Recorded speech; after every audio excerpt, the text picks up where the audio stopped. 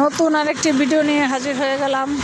তবে মূল ভিডিওতে যাওয়ার আগে অবশ্যই মুন্নি চ্যানেলকে লাইক সাবস্ক্রাইব করে মুন্নি চ্যানেলের সাথে থাকবেন, এটা হচ্ছে অনুরোধ আপনাদের সবার কাছে। আমার শ্বশুর শাশুড়ি আর হচ্ছে আমার হাজব্যান্ড, একটাই ছেলে। আমার শ্বশুর শাশুড়ির আর কোনো ছেলে মেয়ে নাই।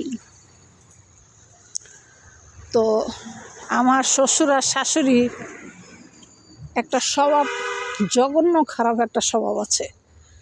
সেটা কি জঘন্য খারাপ শুনলে অবাক হয়ে যাবেন যে ছেলের বউর সাথে এই ধরনের কাজ কীভাবে করতে পারে। আমার শ্বশুরের প্রচণ্ড কুনজর। সেই কুনজর, আমি ছেলের বউ, আমার উপরে তার কুনজর। অর্থাৎ সে যে কোনো উছিলায় আমাকে হাসিল করবে, আমার সাথে রাত কাটাবে। এটা আমার শ্বশুরের কথা। কারণ সে যখন আপনার ছেলেকে বিয়ে করায়, বিশেষ করে তখন বলছে আমার একমাত্র ছেলে, কিন্তু পরবর্তীতে জানতে পারি এই লোক বাঞ্ঝা, এই লোকের তার পেটের কোনো সন্তান নেই। না থাকার কারণে যখন এই ছেলে বুকের দুধ খায় তখন তাকে দত্তক নিছে আপনার মেডিকেলের থেকে, নিয়ে তাকে লালন পালন করছে, ভরণ পোষণ করছে। কারণ যে মুরব্বী তার ছেলের বউ করে আমাকে নিছে, আমার শ্বশুরের চরিত্র প্রচুর খারাপ, কিন্তু আমার শ্বশুর কোটিপতি। আমার শ্বশুরের টাকা পয়সা অর্থ কোনো কিছুর অভাব নাই। আমার শ্বশুর অনেক কোটিপতি, কিন্তু তার নজর খারাপ।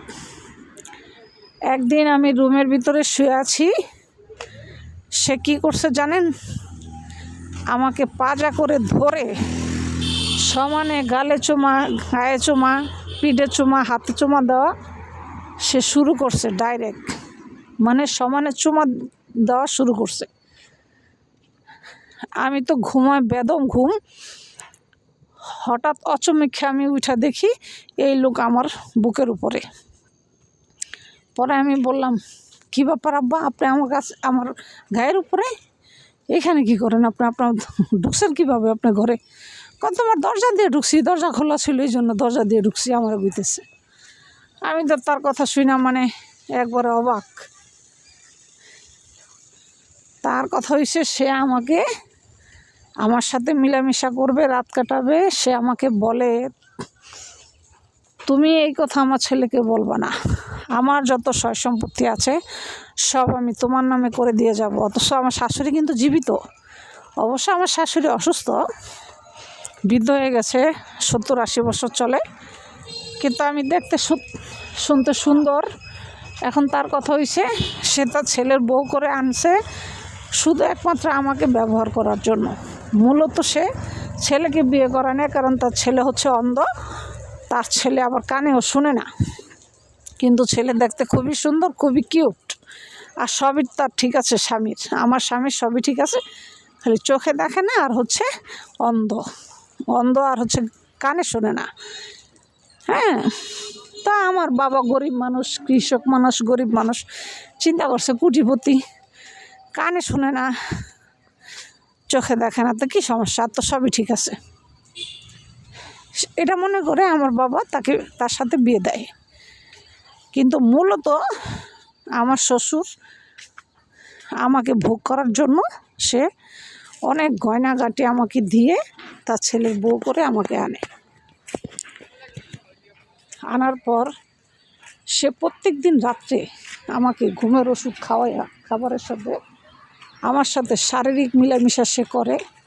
কিন্তু আমি তো মনে করছি যে আমার স্বামী আমার সাথে শারীরিক মিলামিশা করে। এখন একদিনকার আমাকে ভাতের সাথে ভাত দেয়, সাথে 1 গ্লাস গরম দুধ দেয়। গরম দুধের সাথে ঘুমের ট্যাবলেট দেয় অনেকগুলো, প্রায় 2-3টা ঘুমের ট্যাবলেট দেয় পাওয়ারের, যেটা খাওয়ার পর আমি কিছুই আমার আর কি উত্তরদহীন থাকে না, খাওয়ার পর শুয়ে পড়ি। সকালে ঘুম থেকে ওঠার পর দেখি আমার সারা শরীর ব্যথা করে, কমর নিয়ে লাড়াচাড়া করতে পারি না, এমন ব্যথা আমার। মানে প্রচণ্ড প্রেশার কেট আমার দেহের উপরে উনি করতেন প্রত্যেক দিন করতেন। কিন্তু আমি মনে করতাম আমার হাজব্যান্ড আমার সাথে এরকম করতো। আমি সকালে ঘুম থেকে উঠতাম, উঠার পর আমার স্বামীরে জিগাইতাম, মানুষ এইভাবে ঘরের বউয়ের সাথে মিলামিশা করে? কই, আজকে তো তোমাকে আমি ধরেই নাই, শুই নাই। তো যখনই আমি তারা জিগাই তখনই আমার স্বামী এই কথা বলে, আমি তোমাকে ধরি শুই, আমার যখন প্রয়োজন হয় তখন তুমি আমাকে স্পর্শ করো, কিন্তু তোমার অনুমতি ছাড়া তো আমি তোমার ধরি না। তাহলে তোমার মনের এটা ভুল ধারণা আমারও বলতেছে। তখন আমি চিন্তা করলাম, আমার স্বামী যেহেতু এই কথা কইলো, তাহলে নিশ্চয়ই কোনো সমস্যা আছে। তখন আমার যে দুধ খুব আদর করে দুধ খাওয়ায়, আমি সেদিন আর ওই দুধ খাই না। আমার শাশুড়িরে কোনো উসিলা দিয়ে অন্য জায়গায় পাঠাই দিয়ে দুধ আমি বেসিংয়ে ফেলাই দিই, দিয়া দুধ খাই না। আমার শ্বশুর প্রত্যেক দিন যে আমার সাথে এই খারাপ কাজ করে, সেক্স করে, নোংরা কাজ করে, আমি তো জানি না। আমি তো জানি আমার স্বামী আসে আমার কাছে, এটা যে আমার শ্বশুর আসে তোর আমি জানি না। তারপরে সেদিন দুধ খাই না, না খাওয়ায় আমি বেদম অজ্ঞানের মতো আর ঘুমাই না। না ঘুমানে আমি সচেতন থাকি যে আজকে দেখব কে আমার সাথে এরকম কাজ করে। তখন যখন দেখলাম আমার শ্বশুর আমাকে পাজা করে ধরে সমানে চুমার উপরে চুমা, একবারে গলা মলা সমানে চুমা দেওয়া শুরু করছে, যখন দেখলাম আমি, তখন আমি চট করে চোখ খুলছি। খোলার পর উনি তো একবারে হতভম্ব হয়ে গেছে।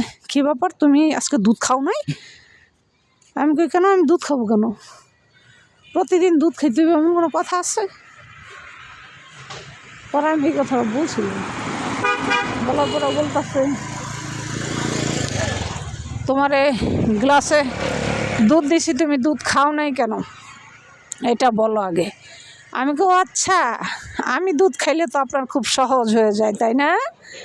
প্রত্যেক দিন আপনি আমার সাথে সেক্স করতে পারেন, মিলামিশা করতে পারেন, খুব সহজ হয়ে যায়, তাই না? আজকে হাতে নাতে ধরছি। পরে আমি পুলিশের খবর দিছি, দেওয়ার পর পুলিশ আমাকে পরীক্ষা নিরীক্ষা করছে। পরীক্ষা নিরীক্ষা করার পর যে বীর্য ধরা পড়ছে, সেই বীর্য হচ্ছে আমার শ্বশুরের, আমার স্বামীর বীর্য না।